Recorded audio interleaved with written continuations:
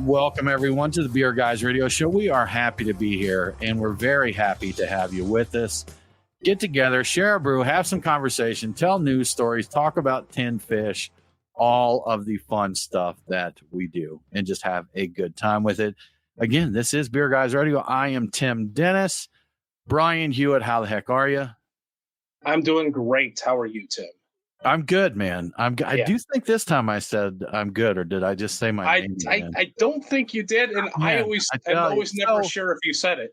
So before the show, I mentioned my energy level is low today. I should have had a coffee stout. I should have chose a coffee stout or had a coffee or ate my Wheaties or something. So I'm going to work to have my senses about me, because the last couple of weeks I have thought that I've said that, but I think I just said my name. So it's I'm just totally off the rails there. But Mike Nate, producer extraordinaire, how you doing? Glad to be back on the microphone after last week. Good, man. Yeah. You had to just sit on the sidelines and drink beer last week, huh?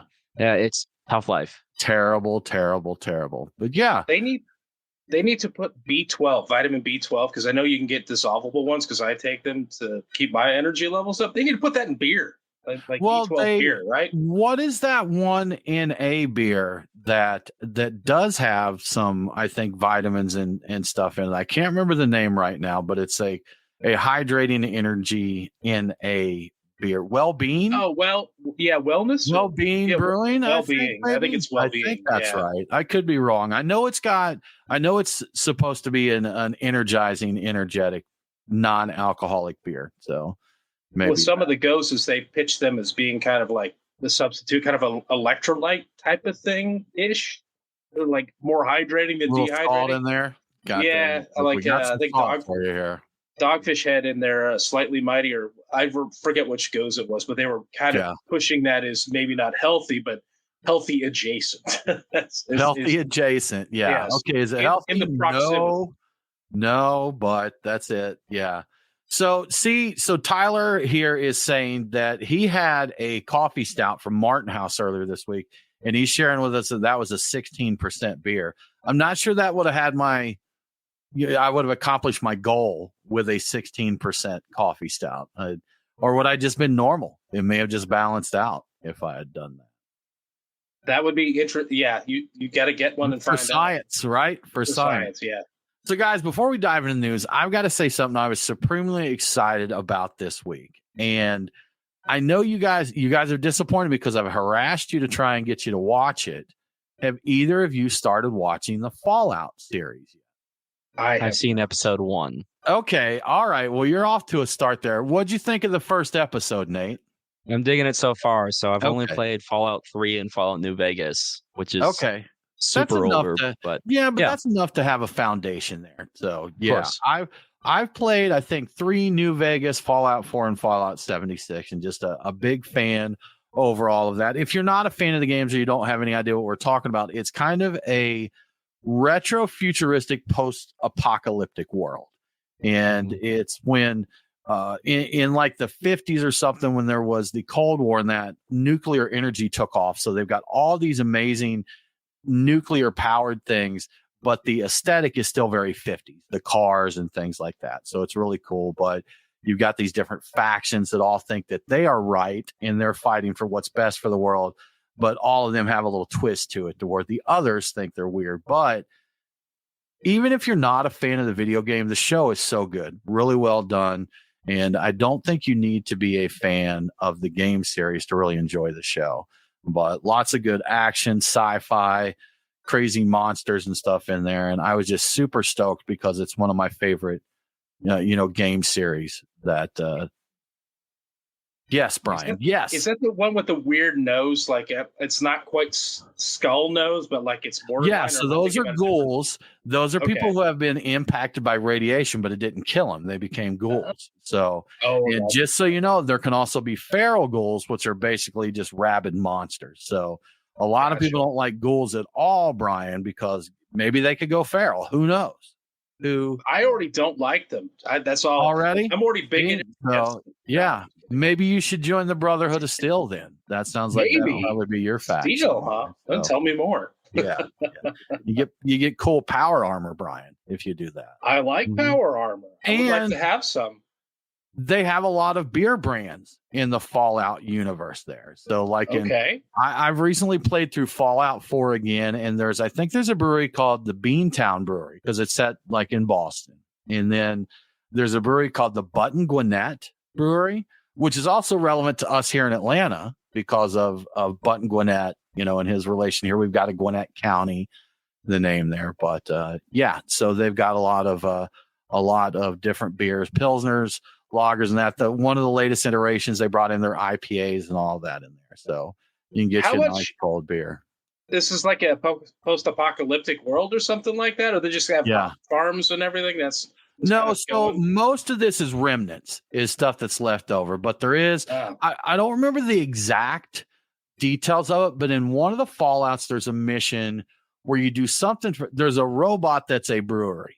Like he rides around and brews his own beer and then serves beer from himself.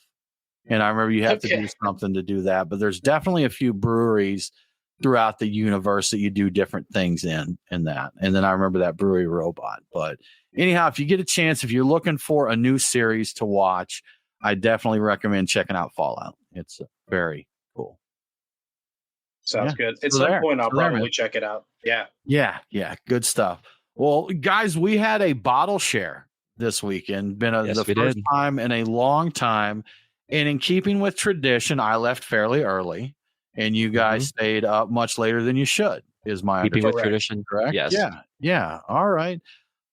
Nate, what was your favorite from the bottle share? I think I really enjoyed. I had a bottle of the Vales Push, which was a saison mixed with a little bit of lager, and it was aged in a wine barrel. I thought it was really nice, light, and had a little bit of lambic qualities to it that I really enjoyed. Okay. All right. Good stuff. Brian, how about you? For the sentimentality of it, I think the hype whale, the Mayan hype whale from Red Brick / ABC, RIP to those guys. I love that. I remember waiting in line for it, and back in the days when it was, you didn't wait in line that often, but for them, you never waited in line, and it was such a fun atmosphere. I love that. It took me back to a good time. The Jackie O stuff that we opened up was really good, but that hype whale, that's going to be a sentimental favorite of mine. How about you, Tim? So, Brian, I can relate to the sentimentality of that, but I do believe that our Hypewell Mayan was past its prime. So it had the flavors in there. It had the flavors in there, but I don't think it was kicking quite, as well as it did. Because that's probably, what do we see? I think you looked it up, Nate, 8 years old or something like that. 7, 8 years old when they had those releases. So that's been a while. But yeah, honestly, I tell you, one of my favorites was the Trillium IPAs. And I know that's odd coming from me as that being my favorite, but those are just really good. And Brian, what was the name of the one we had from the brewery that was the wine with Black Tuesday notes?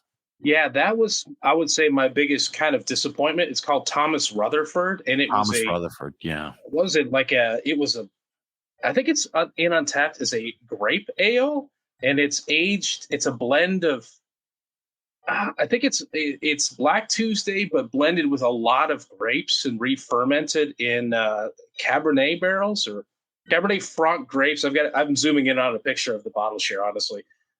Franc grapes aged in French and American oak puncheons. So yeah, it's a mixture of a lot of grapes in Black Tuesday, and it really became very winey with a little bit of like a stout character to it. It was not at all Black Tuesday, even remotely. And see, I think that may be my fault or our fault, because I think we were all under the same impression that we kind of expected Black Tuesday with some wine notes to it. But it was served in a wine bottle. I believe it was still, wasn't it? No, it had a little carb to it. A little bit of carb, but it was definitely more a red wine with some Black Tuesday notes than the other way around. Some Barrichello, some. Yeah. So I don't think it was bad at all. It was actually quite tasty. It just wasn't what I expected going into it. Exactly. Yeah, I was disappointed just because I was looking forward to a Black Tuesday style beer. It's a great wine. It like I drank it and I'm like, this is just wine. I'm like, it's not even close. Yeah, it's not like right. This is wine. I couldn't even talk myself into thinking it was stout. I'm like, no. This is a really nice wine, but it's just a wine. It's not Black Tuesday. So if you didn't know there were some Black Tuesday notes in that, do you think you would have been able to pick it out if someone had poured you a glass of it? I wouldn't have said the Black Tuesday in there. I would have probably noticed that there's a little bit of like a chocolatiness to this that's kind of interesting. For a wine, it's I think it was a little on the darker side too. I'm like, this is a really interesting tasting and looking wine, and the body was heavier than I think you would typically get out of a wine. Darker than a typical red, heavier body. Yeah, correct. And I absolutely would drink it again, but I would drink it. I would go into drinking it, assuming it wasn't. I don't remember what it cost, but I would drink it again. But I would go in knowing what it was. $9,000. Yeah. It was part of a special package deal that I bought last year to get some Black Tuesday, honestly, and just a bunch of other fun things that we can't get in Georgia. So I don't have any regrets, but I did expect it. No regrets. And I have to Venmo Nate $3 for the unfortunate loss in poker that I suffered. Oh, that's okay. So, yeah. Or just that's all right. Or just own up to it next time. I got you next time, man. I got you next time. Good. So I'm looking at Thomas Rutherford on the brewery website right now. Nate sent me the link on this. And there's this thing called Shop Pay. Or there's a few different ones. Shop Pay Sezzle is another one of that. But like they're paying in interest-free installments. Like, man, if you've got to finance a bottle of beer, if you have to make payments on a bottle of beer or wine, beer, wine, hybrid, it says right there, beer, wine, hybrid. So, but if you've got to make payments on it, you shouldn't get it. That's all there is to it. Probably not. Yeah. You just simply should not get it. If this is a gift or a special occasion thing, you're getting your first big job or you're, I don't know, graduating. I get that. But it's just like, I really want this beer. I'm like, pass on it. Maybe put some food on your table first. $55 for a bottle of this. It's sold out. Yeah. But I think in the wine world, that's not too unreasonable for a quality wine. And I think it was pretty quality. Yeah. So, I mean, I'm not angry at it. Right. It was fun to try it. Definitely very interesting. That was definitely a fun one to try and see. Unique, very unique there. So, yeah. Well, guys, totally on the other side of wines and beers and things with fruit and Mayan flavors in them. This week was the 508th anniversary of the Reinheitsgebot. And Brian, you actually looked up a little history on the Reinheitsgebot. Tell us more about it, Brian. Yeah, I pulled it out of a Smithsonian magazine from the 500th anniversary, so that's a little old. Okay. But I think everything is still up to date. But yeah, it's kind of interesting. I didn't know a lot of this stuff, but it was originally called the Substitutionsverbot, which means substitution prohibition, when it was created back in 1516 by Duke Wilhelm IV. It didn't get the Reinheitsgebot name until World War I, and that was as a result of a sticky name given to it during a tax debate, and people just ran with it. And it was just created to ensure drinker safety, because before it was created, people were putting hallucinogenic and poisonous ingredients into beer because they wanted to make it delicious and have it do things to you. And for a lot of people, beer was actually food and how they got by. So you didn't want to get poisoned by drinking your food, basically. So Reinheitsgebot still figures in the German taxes to this day. You don't actually have to follow the Reinheitsgebot rules in Germany so long as you leave the word beer off your packaging. That's my understanding. But they're still pretty strict about everything that's not Reinheitsgebot in Bavaria. So you need to watch out there. Since 1987, as a result of a European court's ruling, they can no longer ban beer that does not adhere to Reinheitsgebot from other countries. So I think some French people sued them because they were like banning their imports because it doesn't adhere to Reinheitsgebot. So now they can get all that stuff. So you can get all of the fun stuff that we get here, but Reinheitsgebot's still a source of pride there, is from what I understand, at least according to this article from 2016. So.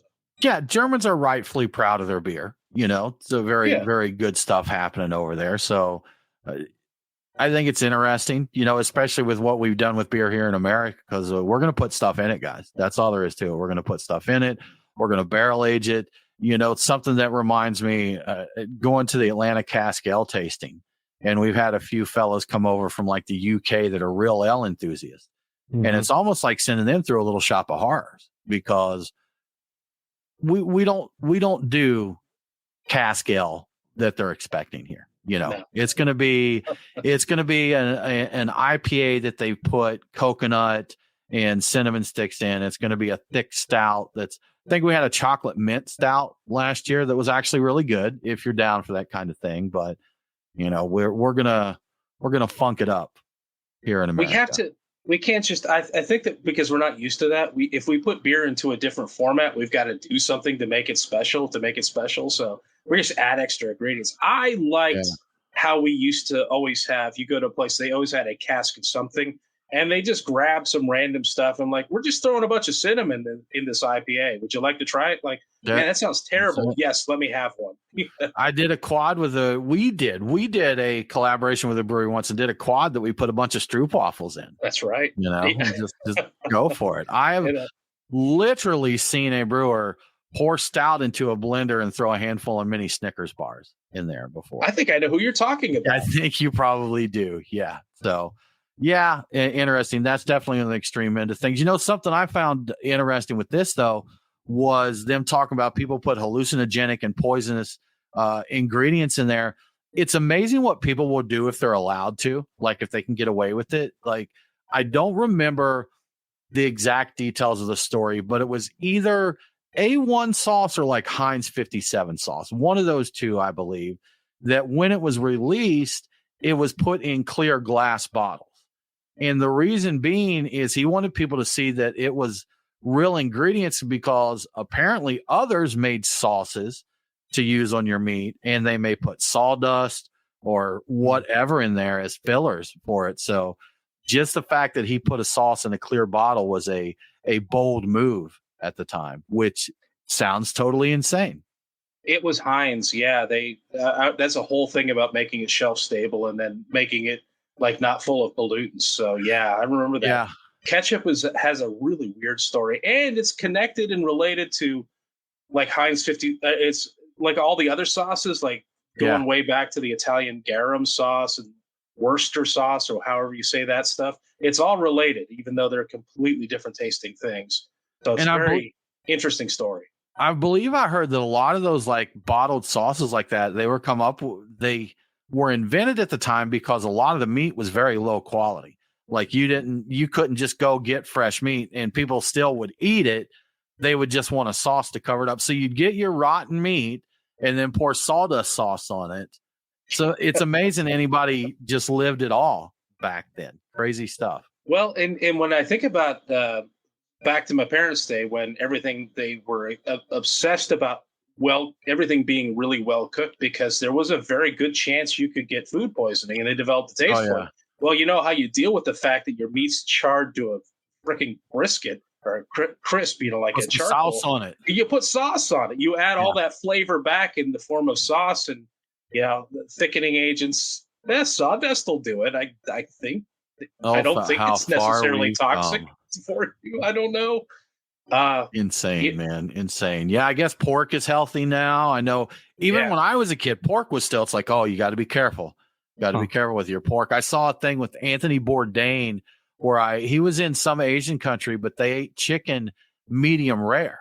And he said it was totally fine there because basically the chicken was alive 30 minutes ago. They went out. And he's like, so this is fresh meat. It's, you don't have to worry about these concerns here with that. And I was like, I still don't know if I can get on board with medium rare chicken. I don't think I've seen underdone chicken, and it's actually a little slightly physically revolting to see it. I don't know why. I'm not squeamish about. I've had tartare and things like that, but something about chicken that's not 100% there. No, not chicken tartare, but like rare stuff. I've had sushi. I'm not like Mo Mike Nate, who won't touch any of that stuff, but I've had a bunch of that, and chicken is still a place I can't bring myself to go. And when I see it underdone, I'm like, oh, get that away from me. Get thee behind me, Satan. Get thee behind me, Satan, with your the funny thing about Brian's statement is I've had tartar before. Okay, what did you think of it, Nate? Yes, tartar on my fish. I enjoyed it. I never would have ordered the dish on my own, but I was out with a friend, actually leaving Goodword over in Duluth, Georgia, going to a restaurant nearby called Falling Rabbit, and had beef tartar, and it was very interesting. Okay, all right, I know it's popular in Ethiopian cuisine. I've had it at the Ethiopian restaurants, and carpaccio is thin slices there, and it's great. Yeah, it's nice, interesting. Maybe the chicken was done that way. This is underdone, but it's super thin. A little chicken carpaccio there. Yeah, chicken carpaccio. Good stuff. Brian, this may come as a total surprise to you, but Bud Light's consumer loyalty still on the decline, man. They did not get back those fans that they lost with all the drama last year. Does that shock and awe you over there? I'm shocked. Honestly, because I did see this making the rounds this week. I'm surprised. Not that it's down. I didn't expect that a lot of those people were ever going to go back, but it's continuing to decline a year after the whole thing that happened last year. That I don't even care about getting into the whole influencer nonsense. So they started to pick back up, according to a survey that was released by Goldman Sachs in their Beverage Bites report. They were tracking the respondents' recommendations for a brand, if it's positive or negative. And it was starting to improve for Bud Light throughout the summer. As you might expect, people got over it. They moved on. You even had, was a Kid Rock or somebody saying, okay, the time's over. We need to go back and we can drink it again, that sort of thing. So that was moving on.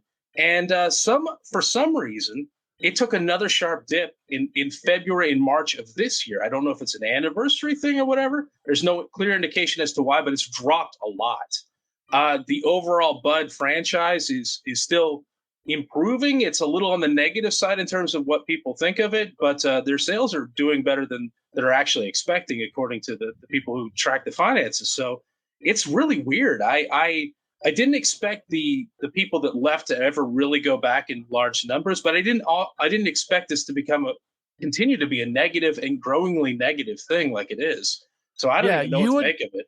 Because that kind of decision, when something like that happens, is a snap decision. You're not angry about it for 6 months and then decide you're going to quit. Yeah. So I'd be curious to know why they took another big hit there. What happened there? Did somebody run a sale so others decided to, go out and try a different brand or something? I mean, that's possible. I'm wondering. I don't follow this stuff. I don't know if there's some sort of a word of mouth. Remember what happened last year? Well, let's stick it to them again this year. I don't know if that's a thing because I'm not getting that memo. If that memo is going around, the timing is interesting because it's around a year at this point, and it's spiked. Well, I guess spiked. The opposite of spiked. It valleyed. It valleyed right around a year. So I'm like wondering what that's about. So I don't know. I have no idea. Interesting.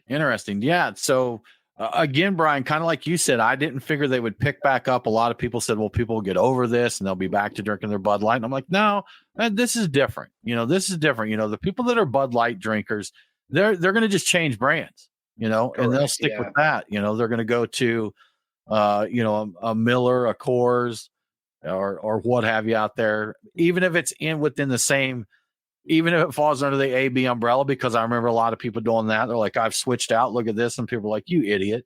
That's another AB InBev brand.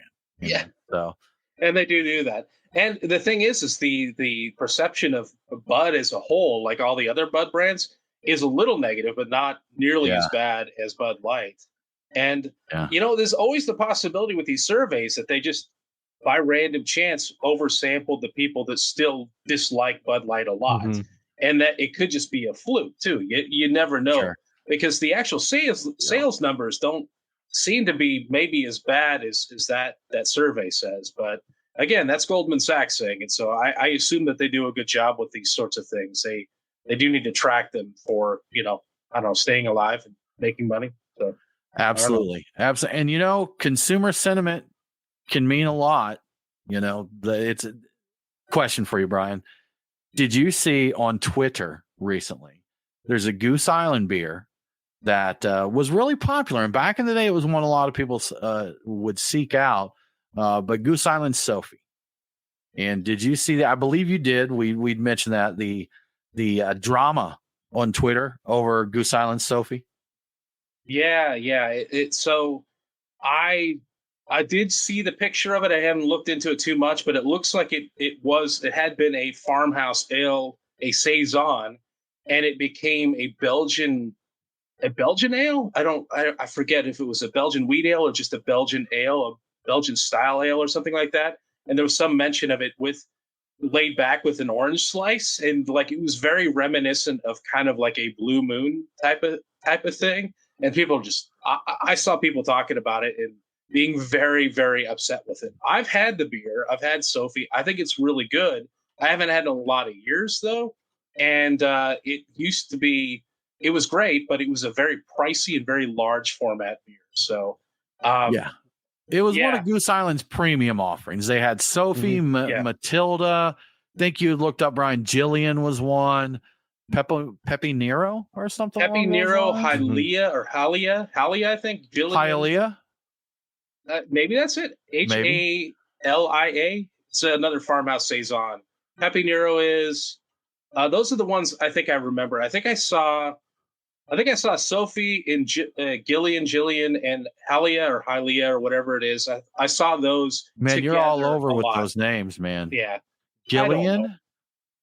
Yeah, I don't know. Is it with a J? It's with a G. I'm looking at it right now. Okay. Jillian. Gilligan? Is it Gilligan, Brian? It's probably Gilligan. Oh. Yeah. So I'm looking on Untapped, and apparently I have never checked into Sophie. I know I've had it, and this would have been in the time frame that I was probably a little more about using Untapped, but I don't have it checked in. So I don't know what I thought of it at the time. I think I remember enjoying it back then.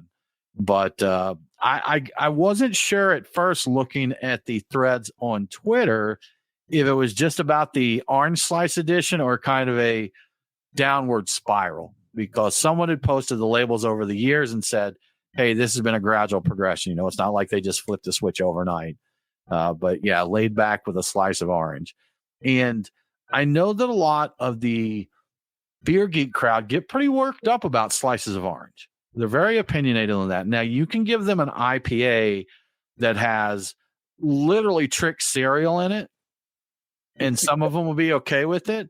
But if you show them a Blue Moon with a slice of orange on it, they're making all kinds of faces in that. So I don't know what it is about the citrus avoidance for some of them. But if it had been cherries or raspberries or something like that, I think at least some of the group probably wouldn't have had as big of an issue with it. I'm going to start trying to put an orange slice in more of my beers, like a good wedge, so I could squeeze a little in and drop it in the beer and then drink it. Let me see how this goes. Yeah, I'll try checking it on Untapped and see what people have to say about that.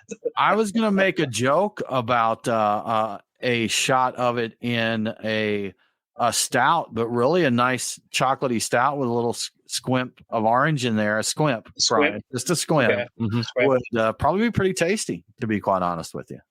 You should post it on Twitter so we can see the fallout. I like chocolate oranges. Yeah. Oh, yeah. I should do that. You know what? Yeah. I did post that I put a bunch of tomato juice in a Guinness, which was pretty bad. I mean, you know what? Why not? Did you check to see how many unfollows you had that week, Brian? You know what? I did not. I try not to look at these things. It's just better for my mental health to just not pay that close attention. So, I mean, I was going to say, what beer should I do? I need to go buy some oranges, and I'm just going to I'm going to put a wedge on all of them. Now, should I do like the wheel? Do the wheel. The wheel. Just get a wheel and then put that up. You know what? I'm going to have to do that. For a beer, I think you got to do the wheel there. So honor Dr. Keith Villa with the wheel. Yeah, do it on a Teku. Orange on a Teku. Got to get some more beer in my Teku, but I think that'll be great. I definitely think you should keep us posted. I look forward to seeing all of those on our Twitter feed there as you try that. Make sure to do it to go as far out in left field as you can when you do. Oh, absolutely. the most ridiculous styles. I think you should start with like maybe a triple bock or something along those lines. Oh yeah, in there. How about a goose? Just a good. Sure, lambic. Get like an ancient bottle of Cantillon or something like that, and put a wedge of orange on there, because there would be a few people you would probably literally kill if they saw that picture. They would just fall over.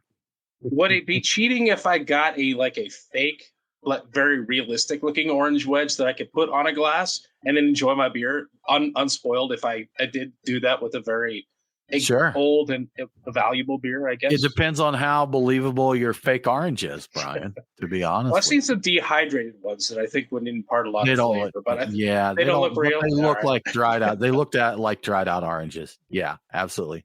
Well, I do have a new Creature Comfort Stout, so I'll just try it with that first and see how that goes. Okay, there you go. Yeah. Start off with that. Go from there. Good stuff. Well, guys, let's talk a little bit about what beers we are sipping on this week. So I right now am, and I think I mentioned it a little earlier, that I am sipping L Max 1 from Bearded Iris. And when we had L Sharpton on the show a while back for L Max Day, we got to try the Monday night version of it. And now I'm trying the Bearded Iris courtesy of Mo Mike Nate. This is good. And I think it's pretty darn close, to be honest with you, to the Monday night version. It's been a minute since I tried that one, of course, and I don't have another one right now to compare it to. But I think pretty close, to be quite honest with you, in what they've got here. But again, another good beer. This has got Crystal, Citra Incognito, Centennial Mosaic, and Simcoe hops, and it is a celebration of air and ale. Brian, speaking of that, did you get the Air Max Atlantas when they released recently? Did you get you a few pairs of those? I tried so hard to get them. Yeah. No, sorry. Nate, did you stock up on some Air Max when those came out? No, I did not. Nah, just a solid no there. But yeah, that's what I'm sipping on. Nate, what are you drinking this week? Right now, I am sipping. I actually only have one beer tonight. I've got from Hop Butcher. I've got the Riwaka Mania, which is a New England IPA with Riwaka and Motueka hops. It's really tasty. It's a nice little hazy IPA, and wanted to channel my inner Tim Dennis and only have one beer tonight. So there you go. It's good for you. It's good for you. Now it looks like this is version 8 of Riwaka Mania. Version 8. Wow, that's a lot of Riwaka Manias there. Mm-hmm. Is that a wrestling themed beer? I would assume so. I'm not entirely sure. Or at least inspired, right? Probably inspired. Okay, fair enough. Good stuff. Good stuff. Brian Hewitt, what you drinking?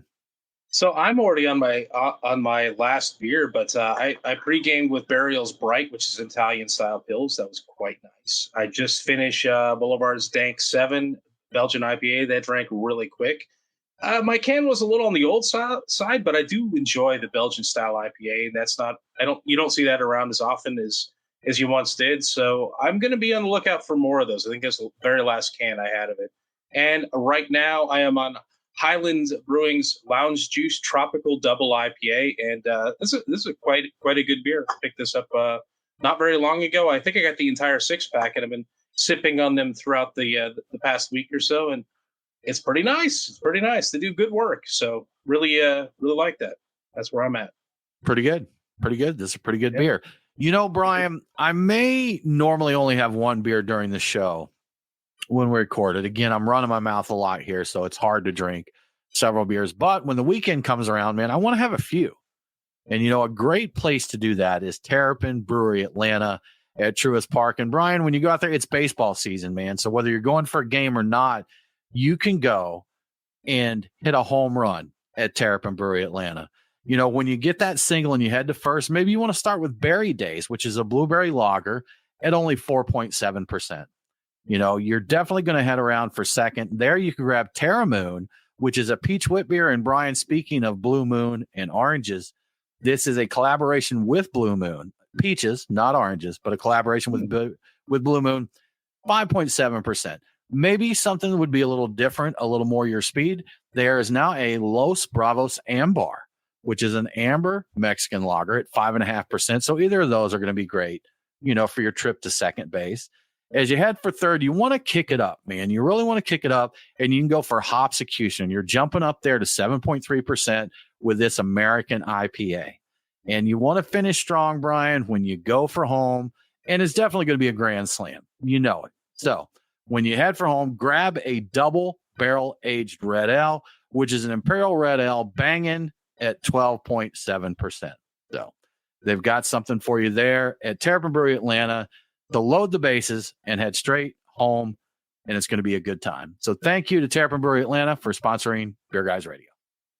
And I nearly got one of those double barrel aged red ales for tonight's show, but I decided against it tonight. Maybe in a future show. But you're not ready to head for home yet, Brian. Not quite. So right, not quite. Right. Yes, I think that'll get me there a little too quickly tonight. So, but one thing that even I forget about at Truck and Tap, and I am talking about Truck and Tap now, is that they don't just have 20 taps of fresh craft beer. They also have beer in cans there. And lately they've been showcasing their canned sour beer options, which include Westbrook's Goes, Fisher Comfort's Athena, and Pontoon Brewing's Crushing Waves. But they're not just limited to cans when it comes to sour and tart beers. So in keeping with that theme, here are my draft picks for the week at Truck and Tap's various locations. At Woodstock, I'm going with Anderson Valley's Briny Melon Goza because I'm still crushing on all Anderson Valley beers right now. At Alpharetta, I will take the Creature Comforts Paradiso with tart cherry, raspberry, and cranberry. Paradiso is always something I look forward to. At Duluth, I'm going Gate City's Party Starter, which is a kettle sour with raspberry, blueberry, and black currants. And finally, at the Lawrenceville location, how about a Six Bridges Sour Continuum with peaches and apricots? That sounds great to me. And one of my early favorites from them was their Sour Continuum line. So if you're looking for something to do beyond grabbing a bite and a drink, of course, you need to check out the Truck and Tap website, truckandtap.com, for information about weekly activities, things like music, trivia, music bingo, even karaoke at some places. And if you don't see it mentioned on the website, definitely click through to their social media account for your favorite location to find out all the details on when things are happening. And once again, thank you to Truck and Tap for your support. Thanks, guys. We appreciate that. It's good stuff. Brian, big stuff this week is a Brewers Association kind of gave us a State of the Union address as far as craft beer goes. Overall, Brian, it looks like from looking everything over, things aren't great, but they could be worse, is kind of what I gathered from it all. Yeah. The update from our favorite economist, Bart Watson, at the Craft Brewers Conference this week, he said it's a challenging landscape. That was his phrase for it. There are some positives. There are some negatives. Overall production is down 1%. Tap rooms and brew pubs are also down 2% and 4% respectively. But regional breweries are actually up by 1%.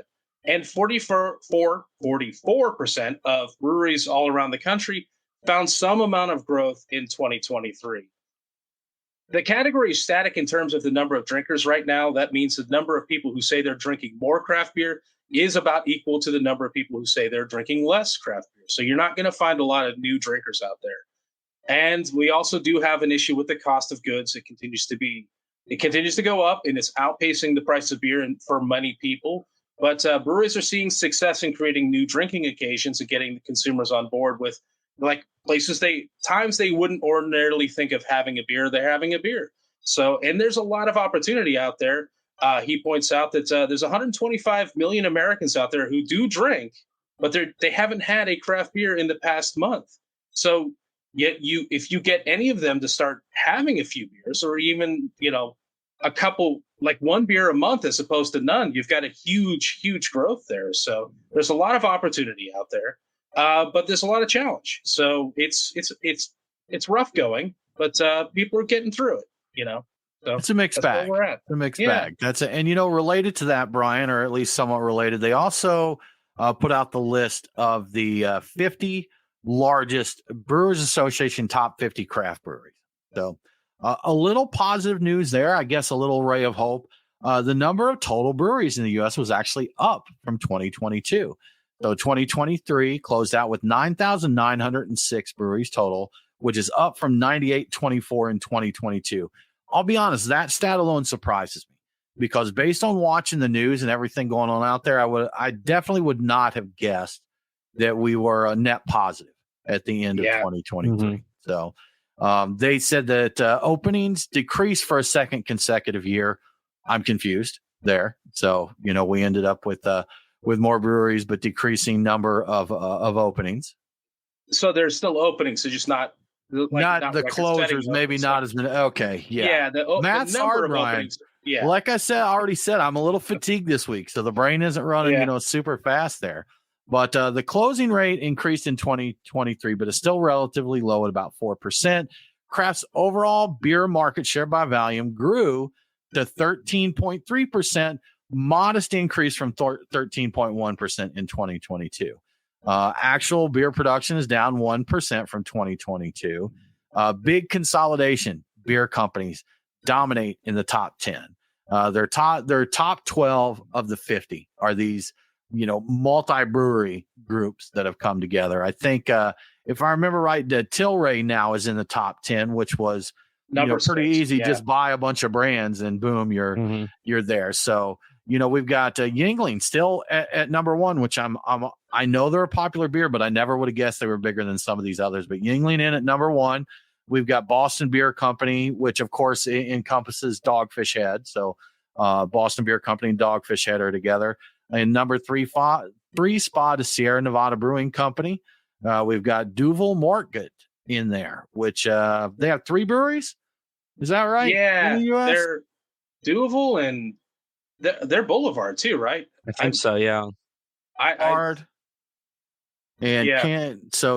Absolutely. So they've got a few breweries there. Gambrinus is next, which has Shiner Brewery as part of that. Tilray Brands, which of course is like Montauk. Sweetwater, I think, was the first one way back. Afria acquired Sweetwater. Tilray got Afria, which brought Sweetwater in. So they have several brands, falling under their umbrella there. After that, we've got Artisanal Brewing Ventures in number 7, Brooklyn Brewery at number 8.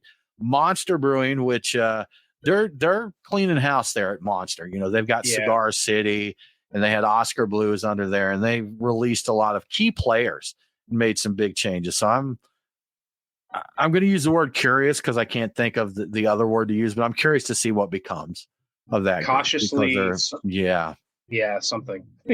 Brian, Athletic Brewing Company. We've got a non-alcoholic brewery in the number 10 spot there. So big stuff with that. Another one that always surprised me, New Glarus Brewing is in at number 11. Again, these folks only distribute in Wisconsin. So Wisconsin alone has made them the 11th largest craft brewery in the country. But I do know that a lot of Wisconsinites, Wisconsinians, I don't know what term I have no idea.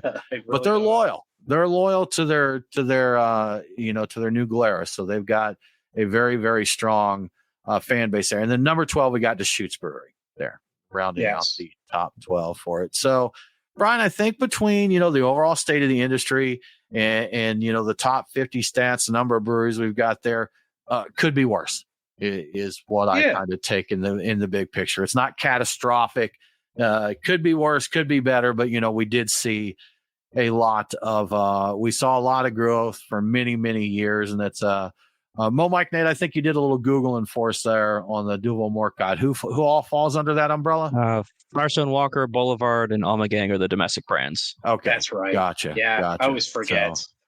So if they all fall under that brand and we get Boulevard and Ommegang here, we should get Firestone Walker on the shelves in Georgia. Correct. Man. So I don't know why we're getting punked out with that, because we definitely could use some of that there. I would really like to get a number of their things, like the Evo pills, and I mean, there's a variety. Parabola, the anniversary beers are always stellar.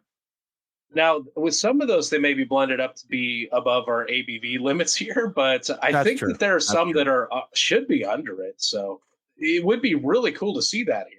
But honestly, probably a lot of the ones that I would really like to see here are probably over our limit, like those anniversary blends and different stuff. Probably. But again, having a Pivo Pills here would be nice. Yes, to at least have that out there. I would drink the heck out of it when it first came, and then like 6 months later, be like, "Oh, that's right, we get that. I forgot about that with all the other stuff I'm drinking here." But it would be nice to grab some Parabola, have a few of those. It really would be. Yeah. So, Nate, are you familiar with auto brewery syndrome? I actually am. Have you ever had it? Do you brew your own beer, Nate? Yes, but not within the confines of my body. Not that way. You're not that robot from Fallout, is what you're. No, I'm not that robot from Fallout. Yeah. Oh, the robot has auto brewery. He has auto brewery syndrome. He sure does. He sure does. But Brian, some interesting news this week, and I think you have all the details here, so I'm gonna hand this over to you. But some dude got a DUI and he got out of it. Yeah, in Belgium. So a Belgian man was recently acquitted of drunk driving charges because he has auto brewery syndrome, or ABS, not anti-lock brakes, but I assume he has anti-lock Probably brakes. those two. Pretty standard these days. Right. So what is auto brewery syndrome? It's a rare medical condition where the gastrointestinal tract ferments carbohydrates, producing enough ethanol to get you legally intoxicated. So your guts ferment all the carbs you eat, basically. The cause is an overgrowth of the right kinds of bacteria or fungi in your digestive system, and that includes brewer's yeast, like Saccharomyces cerevisiae is one of them, but there are other varieties that I don't have handy, that I don't recognize, that sound less fun to me. But as it happens, the man worked at a brewery, or probably still does actually, and he was not exhibiting or experiencing the symptoms of intoxication. That's not uncommon for people who do have the syndrome. Depending on how bad it is, you can have effects ranging from people feeling normal all the way up to them being completely gazeboed. So I think you develop a tolerance to it. If your body makes alcohol, you kind of develop a tolerance. It's like murder on your liver, I think, but you can get used to it. I have to wonder if the man somehow developed the disorder through his work at the brewery, because, I mean, he's around a lot of the Saccharomyces cerevisiae all the time, or if maybe he just boofed too many lambics, because as they say in Belgium, boofing lambics, not even once. Yeah. That's a very popular saying over there. It is. You hear it a lot. Yeah. You know, I mean, it would make sense if all of that is, if he's around that all the time. I mean, you don't hear about it often, but I guess that's a plausible way that it could have happened. It could have just changed his biome. And I guess it also depends on exactly what the guy was doing there. Maybe he was puffing fermentation vessels. So it's quite possible. Maybe he was taking in that. Maybe he would get on a pool float and get in the cool ship when they were, letting that cool down and get all the stuff in there, and he just let it fall on him. Who knows, Brian? Who knows? It's possible, yeah. Well, I mean, people can get popcorn lung from inhaling like vape and other stuff like that. Yeah. So I'm like, maybe he got brewery butt from inhaling too much yeast or something. Well, I don't know. There was a case where some workers in a microwave popcorn factory got the popcorn lung from inhaling diacetyl, because for anyone who does not know, artificial butter flavor is diacetyl. So it's used in, making your buttery microwave popcorn there, and it's not good to inhale it. Yeah. Crazy stuff. But definitely it also makes sense to me that if your body does brew its own beer, that you would get at least a certain level of tolerance if it's constantly chucking it out there. I mean, but I think it would be interesting to see someone fully gazeboed, though, because that's some serious brewing going on there. I mean, you got to have maybe they sat around drinking, sodas, Coca-Cola. They fed a lot of sugar in there. They had the ferment, the yeast and bacteria in there to do it. And I guess that was it. Tyler's chiming in saying he doesn't get Firestone Walker in Texas anymore. And I thought I knew that they were down there. Our buddies have talked about, actually our buddies in Texas have got us some before, but looks like they're pulling back. Crazy. So if you had auto brewery syndrome and you drank a really thick sweet pastry stout, because you would be depleting, you wouldn't have the alcohol in there to save you, prevent the carbohydrates from continuing to ferment, because you'd be absorbing the alcohol away from it, leaving just the sugar behind, and that would leave a lot of sugar for all of the beasties that are in your gut to continue. So that would be the way to get super gazeboed if you had auto brewery syndrome. I'm on board with your bro science, Brian. Yeah, I'll allow it there. It sounds plausible. Crazy stuff, man. And Brian, a story just to close things out here. BrewDog in the news again. And there's been so much drama around BrewDog that anytime I see a story mentioned with them, I always think, what have they done this time? Yes. And I think that the headline of the story, this is from the drinks business, and it said BrewDog, in forest fail. And when you read down into it, so apparently BrewDog bought a large chunk of land that they were saying that they partnered with the Scottish Forestry Service, and they were going to, they did get a 1.2 million pound grant to create a forest over a 6-year period. And they got a little over half of those funds so far. And they did go out and they planted a lot of trees. They planted a ton of trees. Unfortunately, Brian, 92,000 of the trees died. And we don't have the exact total of how many they planted, but I'm going to assume it's more than 92,000, because if they planted and killed other trees, because that takes some special skill there. But, they did come back. If you read the full article, you go into it, and the climate, the weather, the conditions, everything were really bad, over the time period when they planted these. And they just said it was kind of the perfect storm to hit them at a bad time. But to BrewDog's credit, they said they're not giving up. They're going to go back in and get replanted and try and get this going. But so they went out there with supposedly good intentions, Brian. But they do, I say to BrewDog's credit, they got to go out there and replant it per the grant money. As a condition of the grant, they're going to have to go replant a lot of that. So, they said they're willing to do it. James Watt, he made a statement. He said, this is about, he wants to plant 1 million trees, and he is willing to lose money to make it happen. Again, sounds like a noble gesture, a noble statement, but he doesn't have any choice but to replant the trees because of the grant money that he got.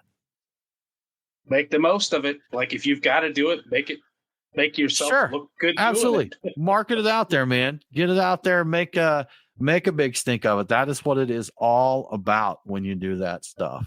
So, so that is it, guys. That's what we've got for this week. Good times. Brian, any plans for this weekend? Anything exciting?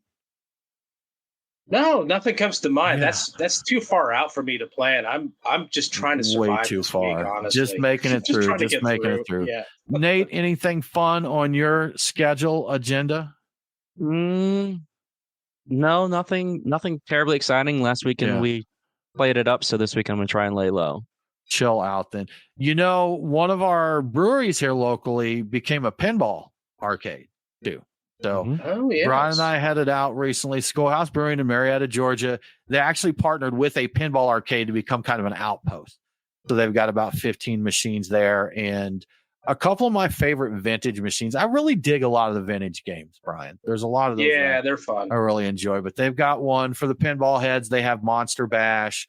They have Medieval Madness. They have Big Lebowski there, which, Brian, I know that's one that you dig quite a bit. So they've got a few newer machines there, but I think I could go shovel a lot of, I was going to say quarters, but a lot of dollar bills, because that's inflation even hits pinball.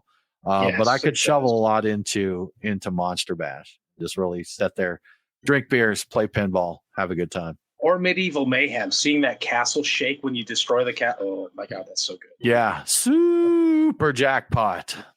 Jackpot. That's right. Yeah, fun games. Yeah, good stuff.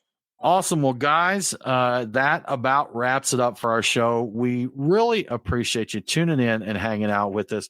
We hope you all have a really, really good week. And don't forget to drink local. Cheers.